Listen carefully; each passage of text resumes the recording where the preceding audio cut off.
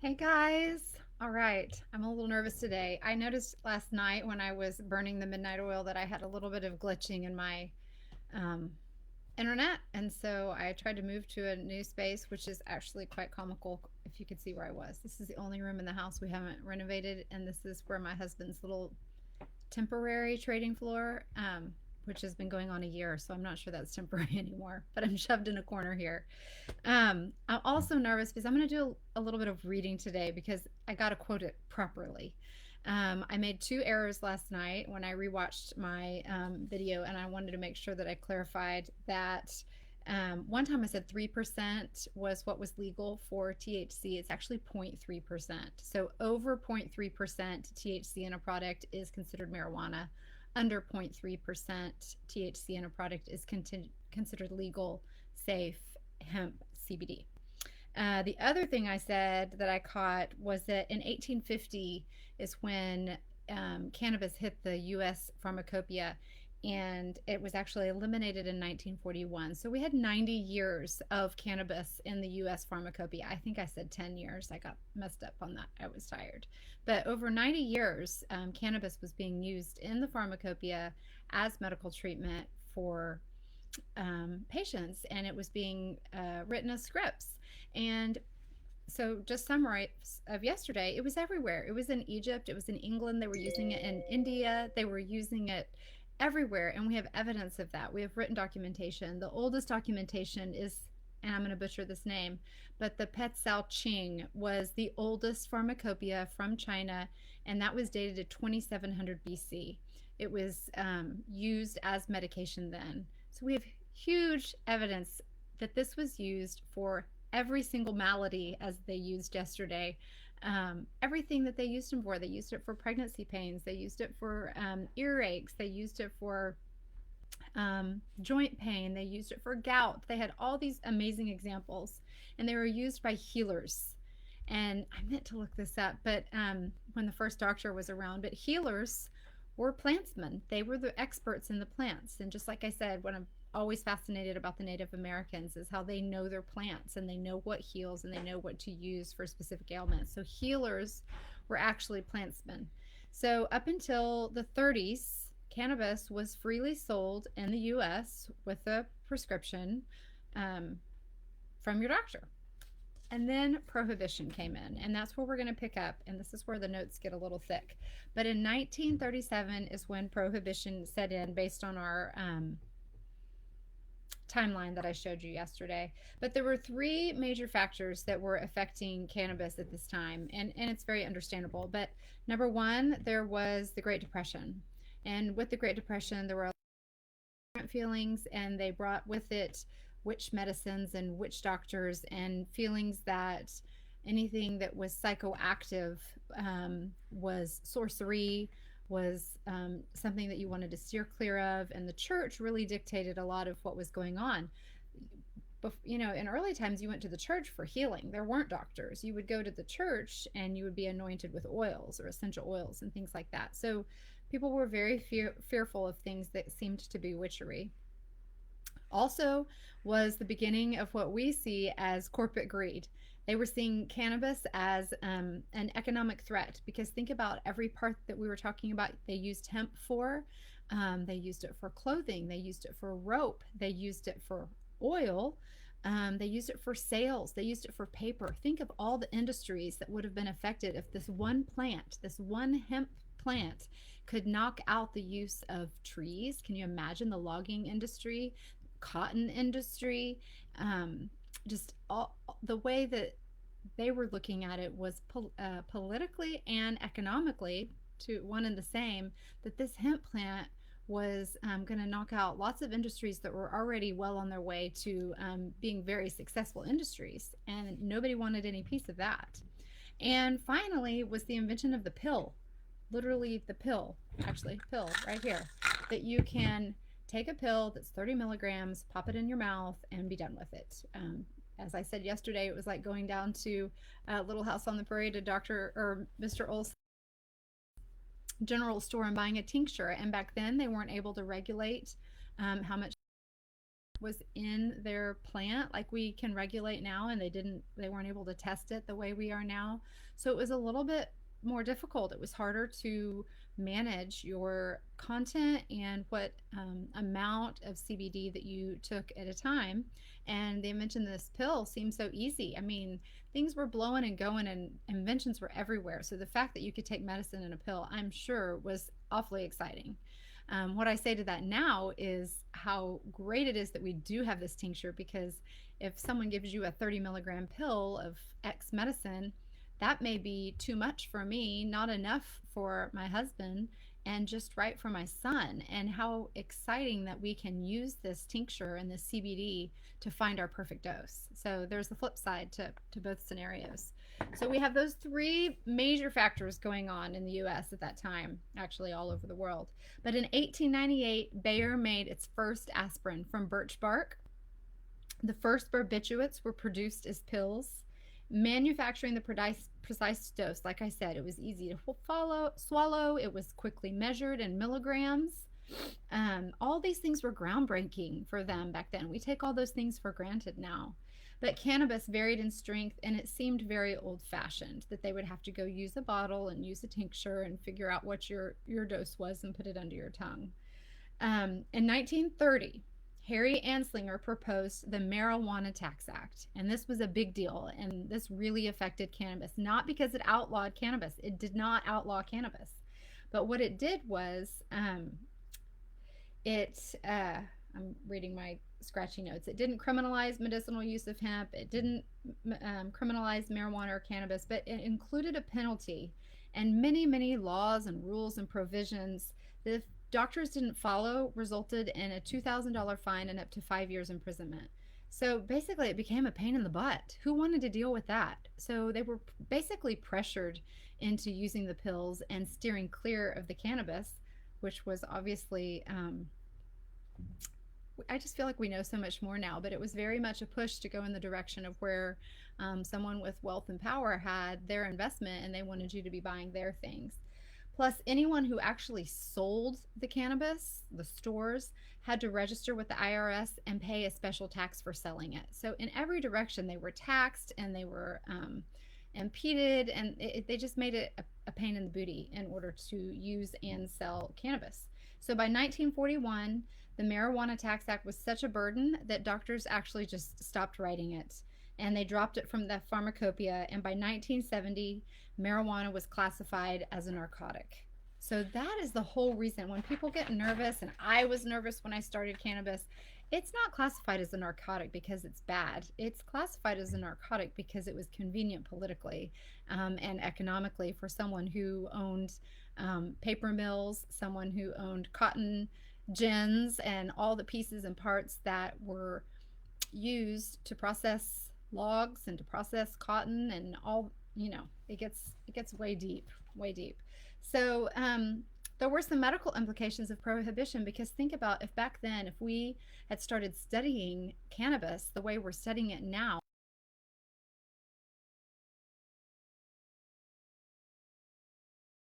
and in our healing, and I completely believe in our health. I am solidly convinced that with my inflammatory bowel issues, that if I had known about cannabis at the onset when I first figured out my issues, I would not have had to go through 13 surgeries to remove strictures that were caused by inflammation. Fully believe it. So let's see. Goes on to, here's one I have a quote to read.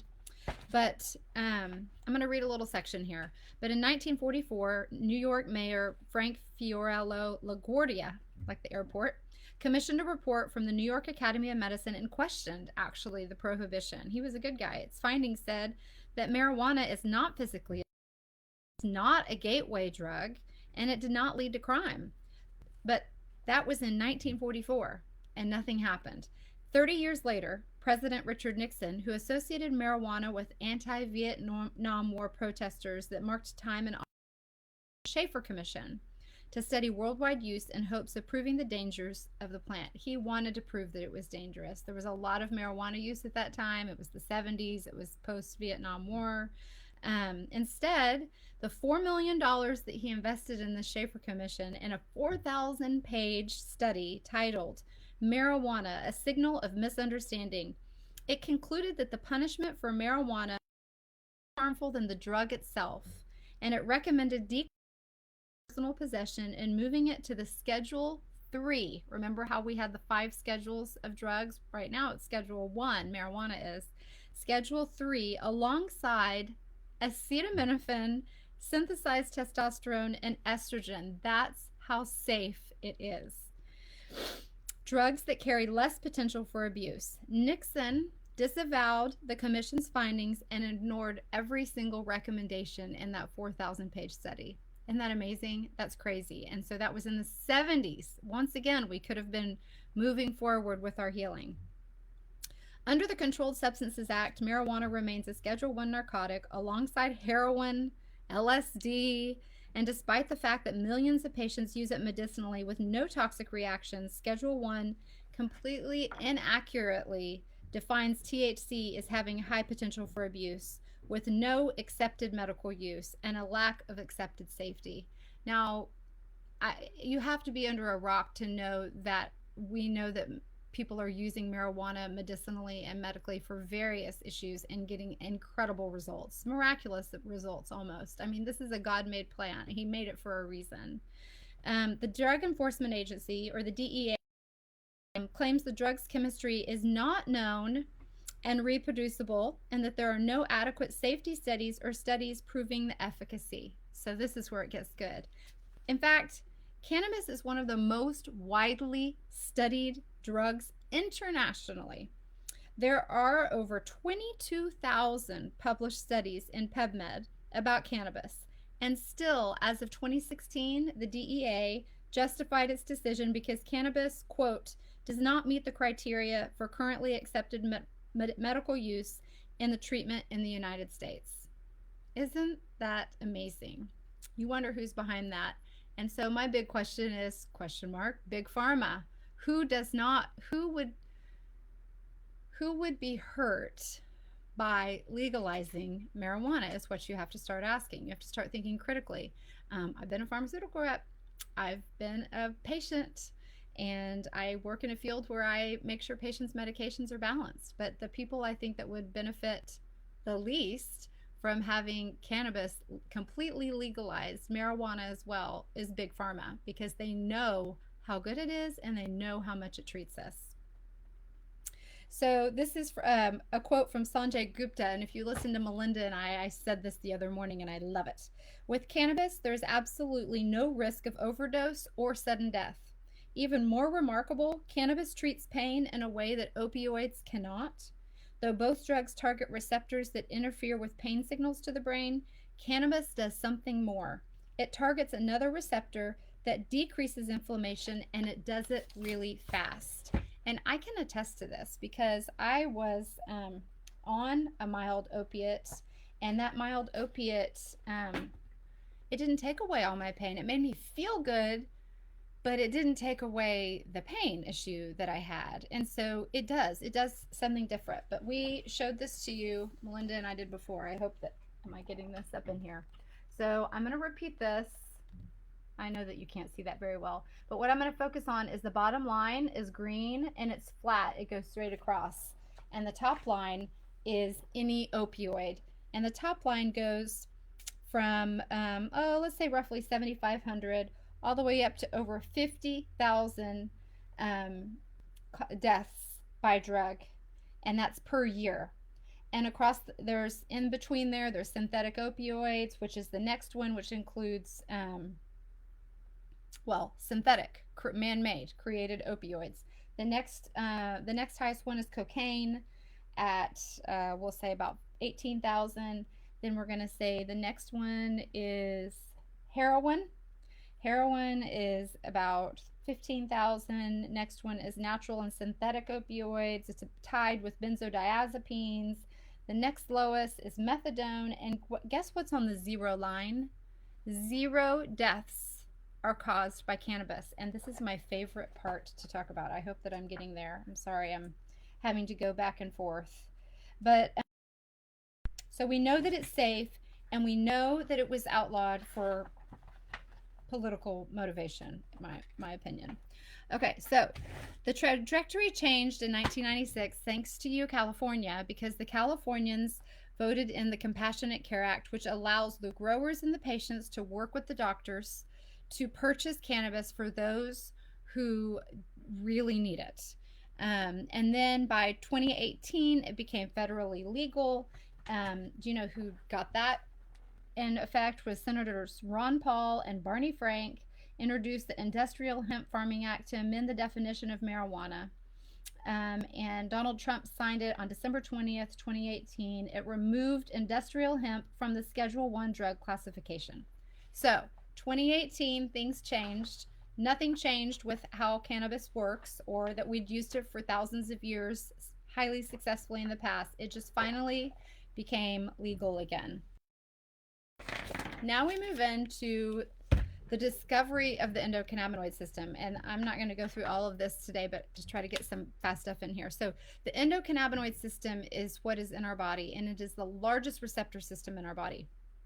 And this was discovered in 1988. Just so you know, and I might be going out of order here, but Hebrew University in Israel is the research organization that is studying cannabis for use in healing. But the endocannabinoid system is the largest receptor system and the master regulator of homeostasis. We say that all the time. It's like an orchestra, it's coming and it's going. And the most amazing thing about this receptor system is most receptor systems that you've heard of, like dopamine receptor system, that's very popular, or serotonin, which we regulate with drugs very commonly, but they have a one-way speak one way, but the endocannabinoid system speaks two ways. It can give information from the brain to the part of the body that needs it, and then the part of the body that needs it, say it's experiencing something wrong, it can send a message back saying, help me, help me. And then there's this constant collaboration between the brain and the site and your body that is talking together. And so it literally provides homeostasis like an orchestra. So the discovery of CBD in 1988 led to the discovery of the endocannabinoid system. 1804, let's put this, we're going to go back a little bit just to clarify. Morphine is isolated from opium, and yet we can use morphine. In 1850s, cocaine was isolated from cocoa beans. 1964, I talked about this, I'm going to butcher his name, but Raphael Mechoulam and Gaoni, they're from Hebrew University, used a separation technology to isolate the CBD and the THC from the hemp plant. All right? So the Hebrew University has become the world's authorities on chemistry of plant and receptor system, thus the endocannabinoid system. In the 80s, this is amazing. He's a PhD. Dr. Mechoulam published 400 papers, edited 4 books, owns 25 patents, and 27 honors from 6 different countries about cannabis and its helpful benefits. He has a huge respect from scientists, doctors, politicians, growers, and researchers. But because of prohibition, nobody knows who he is. It's kept all of his research and the depth of the research that he's done completely covered up. Nobody knows about it because of prohibition. So in 1988, move forward, an American chemist named Alan Hallett located a large group of receptors in our brain that respond to THC. They do this by PET scans, and they can see how things light up in your brain. And I'm going to go back to reading here.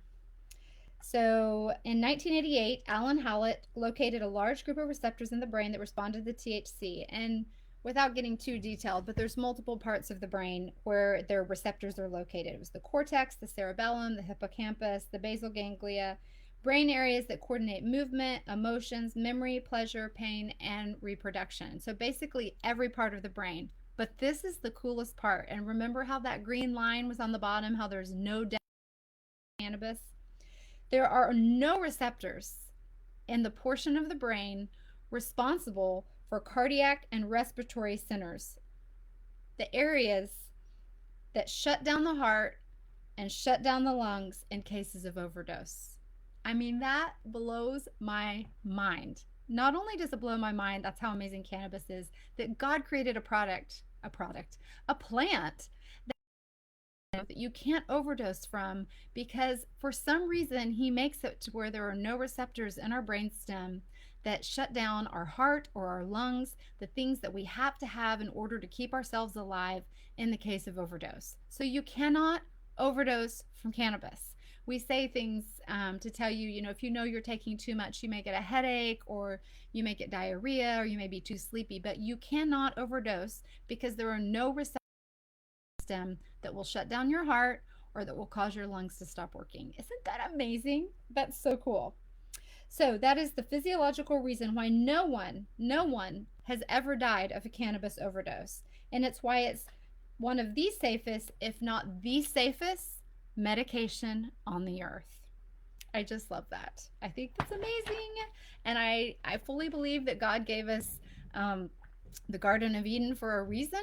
We have plants there, we have leaves, we have everything. My little Bible verse says it that we are to use plants for healing and food for and plants for eating as well. Okay, I got so excited that I got a little distracted there. Okay, so now we're going to move on. So, Dr. McCollum, so further studying this, and I don't want to get to where it's too detailed and too boring, but he knew that the human body doesn't manufacture receptors to respond to plant substances. But he knows that we have endorphins. That's a word that we all know, right? We have endorphins that mimic opiates that are found in the poppy flower. So he knew that there was something in our body that could mimic the plant-based version. So we've talked about, I know Melinda and I say this all the time, phytocannabinoids are what you find in a plant, and they are what equal what's in your body called endocannabinoids. So they're both cannabinoids, but one is created in a plant and one is created in our body. And so in 1992, McCollum's lab completely blew it out of the water when they found a brain chemical that mirrors the effects of THC, and they named it anandamide. I'm not getting into too much detail here, but anandamide. And anandamide stands for bliss. Just like THC, anandamide is thought to intensify the sensory experience, stimulating appetite, but temporary blotting out short-term memory, which is why it's really good for PTSD, and create feelings of pleasure. This led to the discovery of, and I'm using their words, a galaxy of endocannabinoid receptors that extend into every single organ in the body, every gland, every immune cell, and connective tissue. So I'm thinking of all my friends that all have issues. I also think we all have issues because we don't have this homeostasis going on in our body because we are deficient in our phytocannabinoids. Receptors in the brain are typically known as your CB1 receptors, and those in the peripheries, your peripheries are your arms and your legs, anything away from your torso, are known as CB2 receptors. So many tissues contain both, but that's just kind of primary. And just for the sake of showing you the fun stuff, oh gosh, I'm terrible. So these two pictures, one of them is the brain's chemical. The blue is the brain chemical and of anandamide, and the green is THC. Are y'all having fun yet? This is amazing. Okay, so I'm getting to the end, I promise, and then we'll cut it off until the next day, but there's just a little bit to go. So the endocannabinoid system is called the body's supercomputer. We've referred to that before as, what if your fan belt's not working on your car, your whole body has to overwork, or if the orchestra, if you can't hear the violins, then it kind of sounds flat. But the brain sends chemicals and electrical impulses to command cells to communicate with each other. And I've kind of touched on this, but this is better when you hear it from them. Other neurotransmitter systems are better discovered first. Like I said, dopamine, serotonin, histamine, but the endocannabinoid system is the largest receptor system of them all. One Italian researcher dubbed it the body's supercomputer because its primary function is to keep every other bodily system in balance. That's homeostasis, balance. What's more is that it communicates with cells in two directions. This was the really cool part. If you love the body and anatomy, this is really mind-blowing. If you don't, just hang with me for a second. But not only do commands originate from the brain, but when an organ is in trouble, Endocannabinoids transmit signals back to the brain in a cry for help, and they continue working back and forth, back and forth, back and forth until that situation is resolved. Isn't that amazing? I mean, our bodies are so complex. Only God could have made that. So this goes on to talk about, I was going to touch a little bit on histamines. We know that histamines are a receptor system.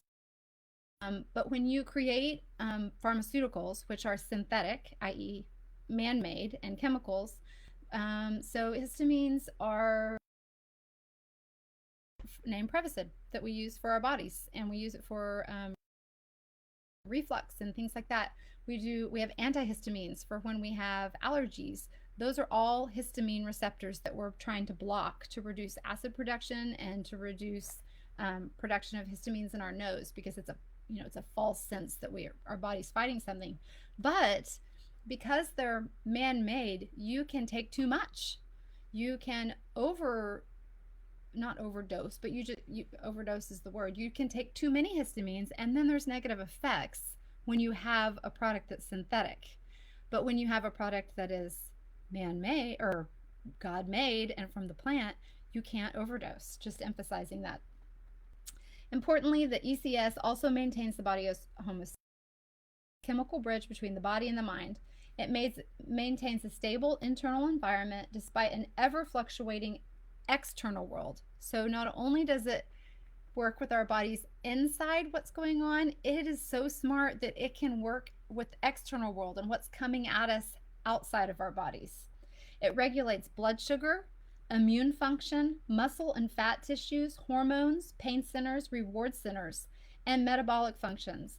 It maintains the heart's steady beat. It maintains the stomach's digestion. I'm calling out all these things because I know half my friends and customers are using it for these reasons. The lungs, bellows, and the speed at which the bones heal. I was just telling my friend this, who has a broken bone in their family.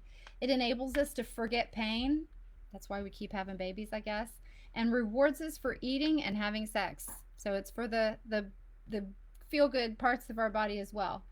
When an injury occurs, cannabinoids decrease the release of activators and sensitizers from an injured tissue.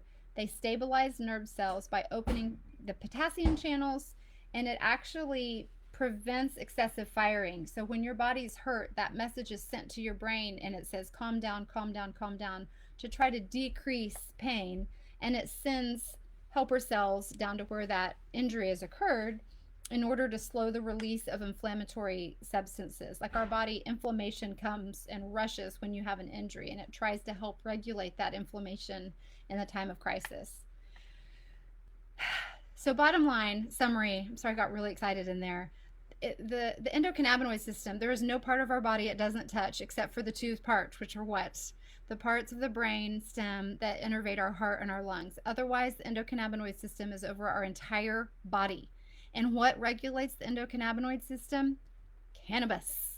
And if we can take cannabis, like I say, everybody needs it on a daily basis. We need to take it like a vitamin, because we're not an outlander, like I said yesterday, able to pick up a hemp hemp leaf and just chew on it like they did. They chewed on hemp leaves. We have a deficit of this in our body, just like we have deficit of many vitamins because of the foods we eat or the foods we don't eat, or because the fertilizers and pesticides. If we take CBD every single day, I guarantee you that in a couple years, you're going to notice your body. I already do. I've taken it for 2 years, and I'm still noticing little changes and little improvements in my body as we go. So despite the fact that the U.S. government classifies cannabis as a Schedule I drug, that it defined as having zero therapeutic value, which is comical, it owns a patent. So even though it thinks it has zero therapeutic value, it owns a patent on cannabinoids as antioxidants and neuroprotectants, and it's owned it since 2003. So clearly someone knows something they just don't want anybody to know about. These understudied compounds are so promising that Julius Axelrod, winning biochemist who discovered dopamine in the brain, is one of the patent's 3 signatories. So they know there's something good about it. They just want to keep everybody else from experiencing it, which is so sad that we are preventing people who actually really need it to help people. Just like me, I was taking regular discomfort medication with no relief, and I was increasing my dose every month, every time I got a new prescription, and I was getting no relief. And within 5 days, just 5 days of taking CBD, I didn't have that discomfort anymore. I know there are people out there that need to hear this. Your friends need to hear this. Your family needs to hear this. They need to know that this way that people have demonized cannabis is all because of power and money. It is not because it's a demonic plant. So the last question, I'm getting there, is why is the endocannabinoid system not taught in medical schools? And I worked really hard searching this out when I first started. I went back to my textbooks from getting my master's at WashU. I had in occupational therapy. Why didn't we learn about this? I learned about the dopamine. I learned about the serotonin system. I had to memorize all the neurology, for heaven's sake, and I learned nothing about the endocannabinoid system. Well, for one, I'm older than I thought, and these things weren't discovered until the late 80s, and I was in graduate school and they weren't in the textbooks. But if the government really thinks it's a Schedule 1 drug, why would they teach med students about something that they can't prescribe? And we all know that the medical world, while it's definitely coming around, and I would say coming around even in the last 10 years to homeopathic medicine, they're not trained to treat people with homeopathic medicine. They're trained to pull out that pharmacopoeia, find a drug that works, and this is supposed to treat you, and if that drug on to the next drug that they say is going to work, and then we end up with that handful of pills. So I'm closing with my final quote. I promise I'm done. But this is from Thomas Edison in 1902. There were never so many able, active minds at work on the problems of disease as there are now. And this is in 1902. Can you imagine how many more able, active minds there are now? And all their discoveries are tending toward the simple truth that you cannot improve upon nature. It's not better than nature. Nature is the answer to everything. God gave us everything that we needed. So I hope I didn't go too long. So now I'll start working on part 3. It gets better. The book gets better. And just to remind you, the book that I'm coming from, if you want it, is the Medical Cannabis Handbook for Healthcare Professionals. And I just eat this up. It's so much fun. I have so many dog-eared pages and highlighted and everything else. So I hope this gives you great information. If you have any questions, please don't hesitate to ask. Have a good Sunday.